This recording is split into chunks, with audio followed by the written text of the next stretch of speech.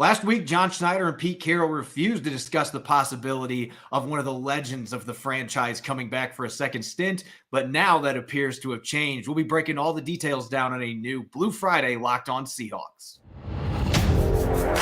You are Locked On Seahawks, your daily Seattle Seahawks podcast. Part of the Locked On Podcast Network, your team every day.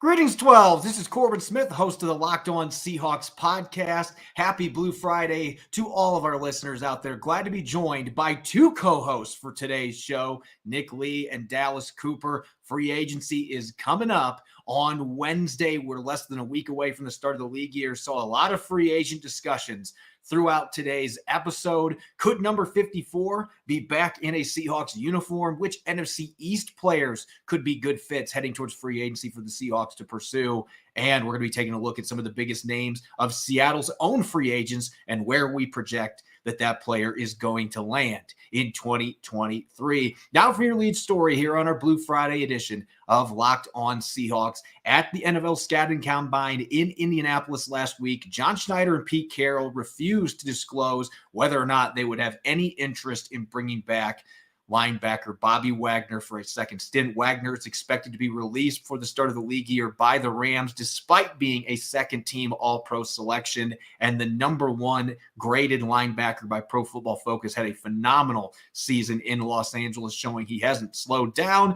Yet he's going to be hitting the market, and that's led to a lot of speculation. And, of course, some former teammates begging him to become a current teammate. Quandre Diggs, for example. So there's been a lot of discussion out there. Nick, I'm going to flip it over to you right now before we break down what was said on Seattle Sports yesterday in John Schneider's weekly interview. But this seems like this is a situation that is trending from just being speculation to actually being legitimate fire, that the Seahawks have interest in making this work out and bring Bobby Wagner back into the fold.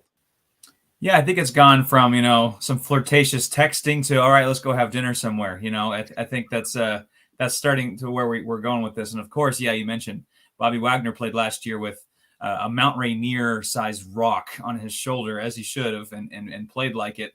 So he's still got juice in the tank easily. And for the Seahawks, really, if the question is, do the Seahawks need Bobby Wagner right now? I think that's a resounding yes, especially with the Jordan Brooks situation, the Cody Barton free agency, the linebacker position, the off-ball linebacker position especially is in doubt. So I'm changing my tune a little bit. I said a few weeks ago I was kind of on the fence, hemming and hawing a little bit, but I just think taking a step back and thinking about the situation at linebacker, especially with the contract of Geno Smith, the Seahawks are clearly trying to maximize Geno Smith's value in this window with Geno Smith at quarterback to go for a championship. And is Bobby Wagner, he's playing still at a championship level at linebacker, at least he did last year. So if really it comes down to price. I mean, I think that's the only question here is at what price can the Seahawks bring back Bobby Wagner, who arguably is the greatest Seahawks since Walter Jones, maybe better. I mean, he's just up there, Mount Rushmore of Seahawks, and so that's not to be debated. So it really comes down to me, what's the price? Yeah, that seems to be, if you read between the tea leaves, that's kind of what John Schneider was hinting at on Seattle Sports 710 last night. And there's a number of statements that we can comb through. This was one of the quotes that really jumped out. Pete Carroll and John Schneider, they had a great, awesome, frank conversation. So he knows where we are. We know where he's at. We have so much respect for him personally and professionally. So we were able to talk through some things. And yeah, we know where it's going. I found that fascinating, Dallas, the end of that quote there when John Schneider said, we know where this is going. So where is it going? Is this one of those things that's like KJ Wright last year where, yeah, we had a discussion, but this isn't going anywhere? Or is this Jordan Brooks might miss a huge chunk of this next year? You can still play, and we know you want to be here. We know your teammates want you. We're just going to slow play this a little bit, though, and continue our discussions and see where this goes. I think that's exactly what's going on. I think they're continuing their discussions. Bobby Wagner, as Nick said, one of the greatest Seahawks of all time, having him back, not even just on the field, for the locker room, for the 12s, it would be a great feeling for everybody having him back. Yet, I feel this is just them doing their due diligence. Excuse me. John Schneider, he's doing his due diligence to go talk to Bobby Wagner, make up everything that happened last season. And yes, Jordan Brooks might have a lot of time missed this next coming season. And Bobby Wagner coming back would be a huge get for the team. And as Nick said, what's the price? I could definitely see them bringing him back if it's towards a lower end deal, especially because he was the best graded linebacker, but a lot of the things the Rams were asking him to do seemed a lot less, I would say, less space to cover in the zone coverages. Jordan Brooks and Cody Barton, their jobs were a lot more difficult. They had to cover a lot more space, oftentimes matching slot receivers. The Rams didn't really do that with Bobby Wagner, as they knew with his age, that's not really his strength. But he did great at what they asked him to do. And if the Seahawks are willing to accommodate their scheme to that, then Bobby Wagner will be an amazing fit. I'm glad that you're pointing out this because obviously nobody wants to ever talk about a player declining athletically. That is not something that people want to tackle, especially with a player like this that's still very good. But there were some things that the Rams did with him. He blitzed a lot more. He played a lot towards the line of scrimmage because he's still very good at that stuff. And it feels like in a 3-4 defense, the Seahawks can mend their scheme more to a player like Bobby Wagner. I actually think it's a better fit. And one other thing that really jumped out to me, and you guys can dish your thoughts on this too, but this can't be something where nostalgia comes into play. And I liked what John Schneider said yesterday on the radio, that he's flattered by former players wanting to come back. And we've seen this time and time again. But that doesn't always mean that the Seahawks just turn right around and say, oh, because you're Bobby Wagner and we know all the great things you did in Seattle. They didn't turn this into a situation where they're just re-signing guys because they know them. John Schneider's got a job to build the best football team that he can build. And if that means Bobby Wagner coming back, then you go and you do it if the price is right. But if there are other linebackers out there, and this is a very good veteran free agent class at linebacker, Eric Kendricks is another one that's out there that could make sense for the Seahawks. There's a number of other ones if you want to pay a little more money. And so John Schneider's making it clear, yes, we're going to look into it because of the respect we have for Bobby Wagner, but we're not going to let nostalgia make this decision for us. We are going to get the best football players, best bang for our buck that we can. If it's Wagner, then cool. If not, as they showed with KJ Wright last year, we love you, but we don't love you enough to bring you back. And that's just the reality of the business, right, Nick? Right. And you don't want to pay a player for what he's done. You want to pay a player for what he can do on the field that year. Yeah. And, I'm a baseball guy. I'll go back to, the Albert Pujols and Miguel Cabrera.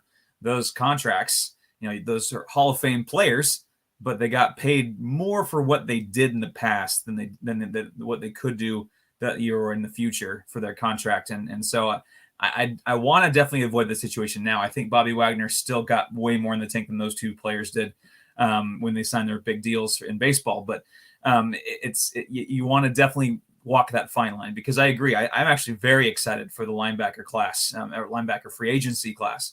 As well as some really good draft picks that are possible as well. So you definitely don't want to get hung up on nostalgia and kind of narrow your focus. And I'm not really worried about John Schneider doing that. I think he's got a good head on his shoulders there. But yeah, that's definitely the line that you need to walk here, because Bobby Wagner can absolutely still play. Is that the fit's probably still there with the need with Jordan Brooks going down and Cody Barton leaving. And it's just a matter of what the price is. But yeah, that's really what it comes down to, because you definitely want to pay a guy for what he can do in 2023 and beyond. Yeah, and it's not just about price either. I mean, you got to look at fit. And like Dallas was saying, maybe Seattle looks into this more and says, you know what? We know he had a great year last year. We're just not sure we're going to use him like that, though. And then it also boils down to, could they approach him and say, hey, Bobby, this is where we're at right now. Maybe it's like KJ Wright the last season he played in Seattle. We don't know if you're going to be an every down linebacker at this point playing for us. Is he willing to do that, to come back to Seattle and be with his former teammates, finish his career where it started, especially after the year he had last year? I don't know that they would do that, but this could certainly be part of the discussion, Dallas. I mean, I think that there's some hard things that have to be said, especially considering what happened last year. He had, like I said, and like all of us said, he had a great season. And yes, the fit was good for the Rams. And I think this is something like you brought up. him being an early down linebacker, I think is a big, huge get and good proposition for John Schneider. If he's willing to come on a lower end deal and be an early down linebacker, perhaps they keep Cody Barton and draft a late round linebacker that's more of a maybe a money backer, kind of like a safety linebacker mix, and then you use him on the passing downs. Then that I feel like that would be a perfect fit for everyone involved. Yet you don't know. Bobby Wagner could go to the open market and somebody will probably say, hey, we'll be you starting linebacker on every down and we'll pay you good. So honestly, Wagner will probably get more opportunity elsewhere. But if he's willing to come back, I don't see how the Seahawks how they could refuse. This round to one sports out there. The Rams, who won the Super Bowl 2 years ago because he wants to join a contender. That was the report. The Seahawks believe they are a budding contender, and so maybe that sways Bobby Wagner to say, hey, I'm going to be 33. I've made a ton of money in the NFL. I'm willing to play for less, maybe play a few less snaps, depending on Seattle wants to use him. We'll just have to wait and see. These conversations have already begun in earnest. We'll see if anything transpires moving forward. Free agency starting on Wednesday. That's when Bobby Wagner will be free to sign with another team after that point. And so it sounds like discussions are going to be ongoing. We will see what happens on this front. I know that a lot of 12s would love to see number 54 back out there, though, for the Seahawks in 2023. Coming up next, speaking of free agency, we're going to spin in the wheel a little bit here, looking at 5 big-name free agents the Seahawks have that are going to be hitting the market next week. Where are they going to land in 2023? Nick Dallas and I are going to be spinning the wheel and making some projections here on a number of free agents. Coming up next here on our Blue Friday edition of Locked On Seahawks. This episode is brought your way by Built Bar. If you're looking for a delicious treat but don't want all the fat and calories, you got to try a Built Bar. If you're like me and you want to eat healthier but don't want to compromise taste, then I've got the thing for you. You've got to try Built Bars, where healthy is actually tasty. They're so delicious you don't think they're good for you, and they're perfect for your New Year's resolution as we head towards the month of April. What makes Built Bars so good? They're covered in 100% real chocolate, and they come in unbelievable flavors. Peanut butter brownie, I'll eat a whole box in one sitting. I'm not ashamed to say it. Coconut almond, churro. I'm not sure how Built does it, but they maintain amazing macros, and it tastes like a candy bar. We're talking 130 calories, 4 grams of sugar, and a whopping 17 grams of protein. And the best part, you don't have to sit at home now and wait for a box to get shipped to you. You can go to Walmart or Sam's Club, head to your nearest Walmart today, head over to the pharmacy section and grab yourself a box of Built Bars. You can also get a 13-bar box if you're near a Sam's Club. Amazing flavors like cookies and cream, double chocolate, brownie batter, and churro. You can thank me later. You're listening to the Blue Friday edition of Locked On Seahawks. I'm your host, Corbin Smith. Glad to be joined today by a tandem of hosts, Dallas Cooper and Nick Lee. A special thanks to all the 12s out there, as always, for making Locked On Seahawks your first listen 5 days a week. We greatly appreciate it. Free agency is set to kick off on Wednesday. The legal tampering period is coming up on Monday, and I love how they have to throw the word illegal in there because we know that there's plenty of discussions that are going on right now. I've seen reports about players talking with other teams. It's like, that's not supposed to happen. It happens behind the scenes. The NFL does what they can, but good luck trying to monitor that, especially with the communication we have on social media and all kinds of different things these days. Anyway, Seahawks have a number of free agents that are set to hit the market. Geno Smith will not be one of them with his new deal, but we're going to look at 5 big names on the Seahawks free agent list that are going to be testing the market this week, and we're going to spin the wheel and try to project where that player is going to land. And we're going to start at the quarterback position. We know Geno Smith's going to be here, but what happens with Drew Lock this upcoming season? And Nick, you get the honors here. You get to spin the wheel first here on today's show. So let's get to it. Where you think Drew Lock is going to end up next season? And we've got our wheel spinning here. Let's see where Nick has Drew Lock landing this season. And he's going to the Buccaneers. Buccaneers. Okay. So with there's a certain guy in Tom Brady that doesn't seem to be in the picture for Tampa this year.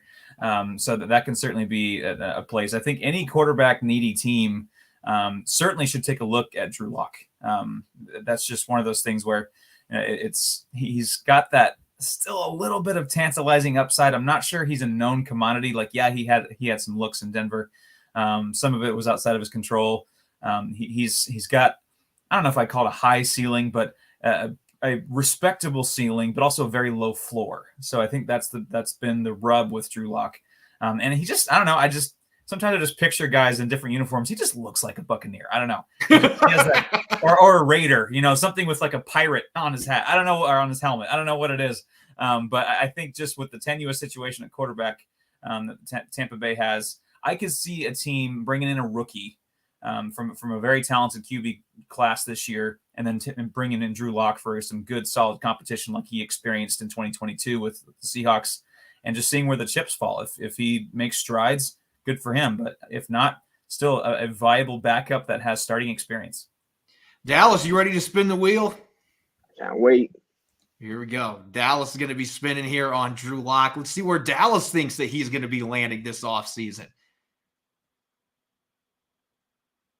You guys are posers, but both of you going with the Buccaneers.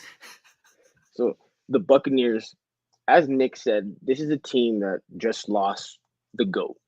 They just lost Tom Brady. They don't have much outlook into next season. You're not really looking for the playoffs. You got to bring in QB competition. The only QBs really on the roster you're really looking for next season is Kyle Trask at the moment. Kyle Trask and Drew Lock, even if they don't bring in a QB through the draft, those two having a competition, I feel like that's a good competition for a team like in the NFC South that can look for, hey, do we have something here? Both of those quarterbacks are young. They both have potential. Drew Lock especially has a rocket of an arm. We all know that. Has displayed mobility. Even in the preseason games, I remember Seahawks fans were wanting Drew Lock to start the regular season.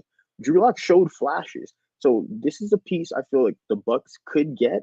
And who knows? This could be a diamond in the rough for them. I'm going to spin the wheel now. Let's see. Maybe we have a trifecta with Drew Lock landing in Tampa Bay. Spinning the wheel here. I'm going to surprise people because I have been talking not Tom Brady. I've been talking Tampa Bay and Drew Lock this entire offseason with Dave Canales now being their offensive coordinator. It's such a natural fit. And yet the Raiders have Jarrett Stidham as their quarterback right now.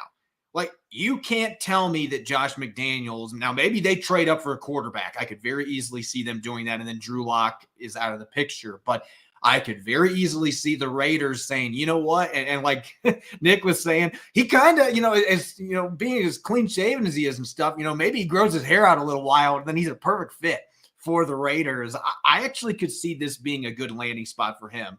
I could see him going in there and competing and pushing Jarrett Stidham, who sounds like the Raiders are very high on, but Drew Lock still has a ton of upside, and he's got the skill set that would maybe fit in with that offense. And so I actually think there's a very good chance he ends up in Las Vegas and tries to gamble to see if he can become their starter this next season. Now let's go to the defensive side of the football. Nick, going to be dishing it back to you here. Poona Ford heading towards free agency. Let's see where Nick thinks that Poona Ford is going to be playing next season. Going to be spinning our wheel here for Poona Ford. Cleveland rocks for Poona Ford. I appreciate the wheel has the logo of the Browns instead of the stupid helmet. So I'm that's another discussion for another day. Anyway, with the Browns actually lost Taven Bryan, so that's a pretty big loss in the interior line. So they're going to have to replace him. And yeah, Poona Ford didn't have the $8-10 million kind of season that the Seahawks were hoping for, and just he's got that upside coming from undrafted to a very viable interior defensive lineman, but. If for people hoping for a reunion between the Seahawks and Browns, I just don't see, or Seahawks and Poona Ford, I just don't see it. Now where that money's coming from for the Browns, I don't know.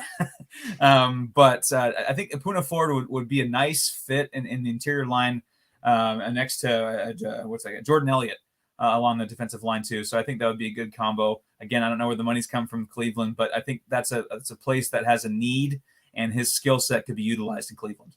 Maybe they restructure Deshaun Watson, and that leads to Poona Ford coming to Cleveland. He is kind of a hard-nosed player, so that would be a good fit for him from that perspective. Now, Dallas, you're on the wheel here, and let's see where Dallas has Poona Ford going in 2023. Back in Seattle or somewhere else? And he says Philadelphia. Now, that's a surprise, the defending NFC champions, and yet I think I can understand why you would go that route. The Eagles and the Seahawks, if you look at what the type of defenses that they ran, going from fronts to coverages, they ran very similar defenses. Puna would fit in really nice along that defense. Javon Hargrave is a free agent. He's going to command a lot of money in free agency. There's no way the Eagles are really going to be able to bring him back. You also have a rookie that you just drafted last year. He's going to be a second-year player in Jordan Davis, who's, we all know, is absolutely a monster of a man. Yeah. Jordan Davis could play the two-gap nose tackle. Maybe you have Puna Ford play alongside him sometimes. But then when you go into their four-down fronts, they often took Jordan Davis out of the field, and that's where their run defense struggled. Puna Ford finally being able to go back to a one technique or a nose tackle as what he did in Seattle for the first years of his career, which he really excelled at, the Eagles could put him back in his primary spot. And I think he'll be back like he normally was, and he'll be a destructive nose tackle for them. That's a really good fit if they lose Javon Hargrave, which everybody's expecting they're going to. I actually think that would maybe be a team that would make a lot of sense. There's another team that makes sense here, though. I'm going to be spinning my wheel here. Let's see where it lands. San Francisco. Now, I know I'm going to upset our 12s that are listening saying this, but 15 sack season incoming. You look at San Francisco, Javon Kinlaw has not played near up to the standard they expect as a first-round pick. I think interior defensive line is actually one of their bigger needs to go with Eric Armstead when he plays in there. Could you imagine Puna Ford going there? I know they have some financial issues that they got to work through, but I could see the 49ers playing that we're going to steal from a rival card and plug in Puna Ford and him being very disruptive in that defensive scheme. And so I think that would be a great fit for him and for the team. The Seahawks certainly would not like that, seeing him go to San Francisco, but I could see that being a sneaky fit that would be a good one for the 49ers. Let's stay on defense now. Nick, going to go to linebacker. We talked Bobby Wagner. Cody Barton's a free agent too. Is he going to be back in Seattle? We'll see what Nick thinks here. Spinning the wheel for Cody Barton. And we got another Eagles hit. And Nick thinks that Cody Barton is going to Philadelphia, the city of brotherly love. And maybe his brother will come join him too. Well, maybe he follows Sean Desai to Philly. Sean Desai was very well liked with the defensive players, I think. And the Eagles are losing TJ Edwards and Kazir White, most likely. And like Dallas said, there's some constrictions there with money, I think, with the Eagles, that they're going to have to make some tough decisions. That's kind of happens when you win the NFC and make the Super Bowl. That there's usually teams that want your players, and I think that's going to happen to the Eagles. And so I think that would be an interesting fit for Barton to go in there, compete with Sean Bradley, to work aside Nakobe Dean and with Sean Desai there on the staff. I just think that would make some sense for Barton to go to Philly. Let's look at the wheel for Dallas here and see where he has Cody Barton playing this next season. Spinning and spinning. Oh, he says the Seattle Seahawks that Cody Barton will be coming back. I mean, maybe since they put the highlight video up yesterday, that was a hint that they're going to be bringing him back. That highlight video was a very interesting timing too. But Cody Barton this past season, I think a lot of people overstated how his struggles in the run defense. I don't think a lot of the run defense struggles was actually his fault, nor the linebackers' fault in general, him or Jordan Brooks. A lot of times they were just getting outmanned on the front. With the defensive line was getting blown off the ball, and linebackers were left out to dry. Look, let's remind people, Cody Barton had multiple passes this year that he could have had intercepted and then just dropped it. Those were just tough plays. He catches those balls. He had 2 interceptions on the season. He catches those, he probably ends up with 5 or 6. Cody Barton is actually a very good coverage linebacker. He showed that this past year, especially with the responsibilities that the Seahawks asked of him. And as we said, with the Jordan Brooks injury, him missing a lot of time, honestly, I feel like this is a priority re-sign. They need to bring him back. Yeah, those are really good points. And we've talked about on this show that he's been a player that I thought in the second half of the season played much better in all facets. So maybe that leads Seattle to re-sign him. Let's see if I agree with you. Spinning the wheel here on Cody Barton.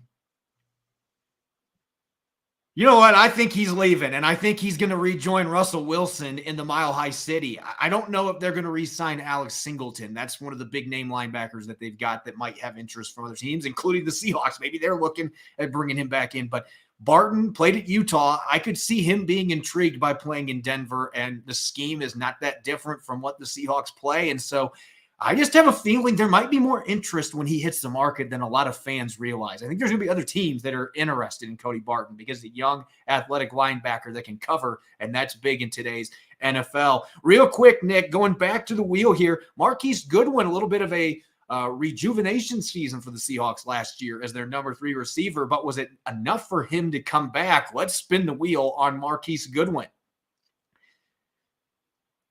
And Nick says he is indeed going to be coming back to Seattle. Interesting. Yeah, I actually really like Marquise Goodwin. I think that was a good fit for the Seahawks as a receiver 3 or maybe 4 this year, depending on some of the other moves the Seahawks make. But just a savvy vet who's been in this system for a long time, including back in San Francisco days, some concepts there. Almost had 400 yards receiving as kind of down the depth chart kind of guy this year. I really liked his addition, and I think that bringing him back would be at the right price, of course, a slam dunk. Yeah, let's see where Dallas stands on this one with Goodwin. And maybe this will be one that is an easy fit for Marquise Goodwin to come back. I don't know what his interest would look like, but Dallas maybe has a little different idea here. He does, Dallas. And you know what? That could make sense if they swing and miss on some of the big names that are out there. The Cowboys always try to go for the big name free agents, as you just pointed out. And most of the time, we see them, it's a swing and a miss. Gallup's coming off of injury. Again, he didn't really look that good. He had I think it was a torn ACL the previous year. And then CeeDee Lamb, oftentimes when you watch the Cowboys, felt like the only receiver that was able to separate. It was honestly Dak. A lot of the struggles this year, I don't feel was actually on Dak. The receivers weren't able to separate, and he was forced to throw it to some tight windows. Marquise Goodwin, as Nick said, he had a really rejuvenated season. He showed off the speed that he's known for. Even though he's a little older now, he can still fly. And no matter what way you want to use him as a deep ball receiver, you want to get him on some jet sweeps. The Cowboys tried that in previous years with a guy, as we all know, Tavon Austin. Marquise Goodwin, I feel like, is an upgrade from that. He had 4 touchdowns this past season. I think he might even have a bigger opportunity than the Seahawks are even going to be able to give him. He might be wide receiver 3 or maybe even wide receiver 2 for the Cowboys. Yeah, they've definitely got some depth concerns there. As far as me spinning the wheel on Marquise Goodwin, I would tend to agree with Nick on this one. I don't know that he's going to have a ton of interest because of his age. He's coming off injury. He is a player that I could see signing after the draft, and I could see the Seahawks being very interested. Even if they draft a receiver and then you have Derek Young coming back, I could see them saying, we want you back to mentor these young receivers and battle for a spot on this roster. And so that's where I view the stage of his career that he's at right now, and that's what I would anticipate is going to happen. One last player, real quick. He's kind of become a forgotten man, but Rashaad Penny. Nick, it's time for you to spin the wheel with Rashaad Penny here. See if he thinks he's coming to Seattle or going elsewhere. And we're going to go back to the Dallas Cowboys. Now, that's surprising to me. They just franchise tagged Pollard. They did. And I don't think – I'd be shocked, one, if Rashaad Penny comes back to Seattle, and I'd be pretty surprised as well if he goes somewhere as the expected RB1. Just with his injury history, yes, he has a ton of ability. We saw it at the end of 2021, and just – the unfortunate injuries that have followed him even after being a first-round pick and showing why he was a first-round pick later on in his contract and the beginning of this past season too. But like you mentioned, Cowboys are keeping Pollard. I think the Ezekiel Elliott situation is tenuous at best. It's really, really murky right now. And even if he does come back, Pollard. It's been very clear for multiple seasons. I feel like it's been clear to everyone but Cowboys folks that Pollard is RB1 and Elliott is definitely on his way out. And I think that finally became clear this year. And Rashaad Penny, if that does happen, Rashaad Penny going in there as maybe an understudy at first to Pollard or depth for Pollard or 1-2 punch for Pollard in Dallas, I think could be a pretty formidable 1-2 punch if both are healthy. But that kind of depends on the situation with Elliott. But if Elliott does leave or they part ways somehow, Penny would be, I think, a good fit for them. Dallas, it's time for you to spin your wheel for the final time here. Where is Rashaad Penny going to be landing in 2023? And Dallas thinks he's going to Buffalo. Woo, that would be an interesting fit with Josh Allen, and they could use another running back. Devin Singletary has been asked to be their running back one the past few seasons, and it's kind of been iffy at best. We've all known Buffalo's run game has not really been there. They've been one of the lowest rushing teams the past few seasons. And as that's expected with Josh Allen being your quarterback and having Stephon Diggs. Although when the playoffs have come around, we've seen for multiple years now that Josh Allen needs a run game to help him out, as the team does. The offensive line struggles in pass blocking if they're just pass blocking for 50 times a game. I think the past couple of times in the playoffs, Josh Allen was throwing like 50 passes.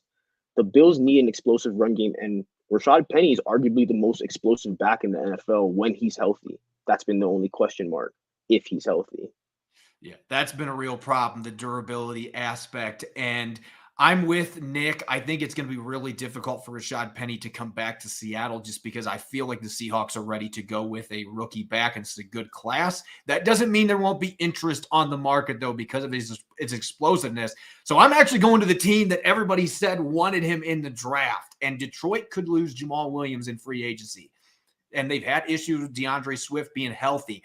Rashaad Penny in that offense with the way they scheme up the run game could be absolutely electric again, as long as he's healthy. But I could see Detroit trying to go down that avenue again. If his physicals check out, that could be a team to watch that has an incentive-laden deal that they offer him and see if he can fit in with that offense. I think he could be a lot of fun playing in the Motor City. Continuing our free agency now, it's time for free agency frenzy. We're going to go to the NFC East. And Nick and Dallas, I tasked you guys with this assignment today. You had to pick one free agent from each team in the division. Some teams were easier to do that than others. There's one team in particular that you guys had a very hard time with. And we're going to go from top to bottom in the standings. And Nick, dishing it over to you, Philadelphia Eagles. They've got some big-name free agents. Who do you think would be the best fit for the Seattle Seahawks to pursue this offseason? Oh, man, it's a buffet of quality players from the defending NFC champs. I'm going to assume that Jason Kelce is either going to retire or they're going to bring him back. They'd be idiots not to. Otherwise, yes, I'm on the Jason Kelce train. That'd be really fun. But going back to reality a little bit, maybe not so with the money involved. Javon Hargrave, the interior defensive tackle. I mean, Dallas mentioned they're going to have a hard time keeping him. I know the Seahawks would probably have an equally hard time probably signing him with the price tag attached.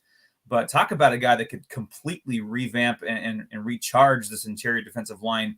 He can line up on at 5 tech, 3 tech, even at 1 tech. He's just been bouncing all over the defensive line. 11 sacks last year, 18.5 sacks over the last 2 years. And he just really has rejuvenated his career moving from Pittsburgh to Philly.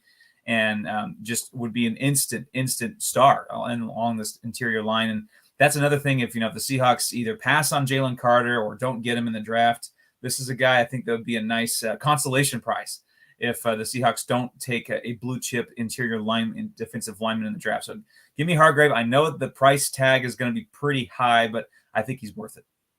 Dallas, I know you and I were talking about this before the show. You were leaning towards Hargrave too, but then you're like, you know what? Let's go with something that's a little more realistic price-wise that still could have some bang for the buck. So who'd you roll with along the defensive line to bring to Seattle? Edge rusher for the Eagles, Robert Quinn. He barely played this past season, a lot of that due to injury. He only played 88 snaps. Although the last healthy year he had in Chicago when Sean Desai was over there, although Sean Desai did leave, Clint Hurt was part of that scheme. He had 18 sacks. 18. Robert Quinn is an explosive edge rusher, even at his age, still has an explosive get-off, first step, and that's what the Seahawks need. A Robert Quinn and Nwosu pass rush duo on each side would instantly bolster that roster and that defensive line. That's a scary duo to go against, especially, as Nick said, if you did instead draft at number 5 a guy like Jalen Carter still on the board, that defensive line looks like a whole different team now. Yeah, that's a different animal. There's no question about it. Hargrave would be a lot of fun, but I think Quinn is the more reasonable of these two players, at least in my opinion, based on what Seattle has financially. Would he fit into the scheme? Potentially. He has played, as you said, for Sean Desai in Chicago, and so that would be an interesting fit. Now, let's go to them Cowboys. We've talked a lot about them. This has turned into Locked On Cowboys to an extent today. Yeah. Nick, who from the Cowboys jumps out to you as a player to target? I know this is a team that maybe doesn't have quite as many big names, surprisingly, that are available. Yeah, not quite the buffet the Eagles were, for sure. I'm going to go with a former 7th-round pick receiver, Noah Brown. He had a career year last year. He's kind of worked up the ranks, really worked hard, and become a pretty decent, depth piece at receiver. 555 receiving yards, 3 touchdowns, 43 catches this year. Good big-bodied receiver.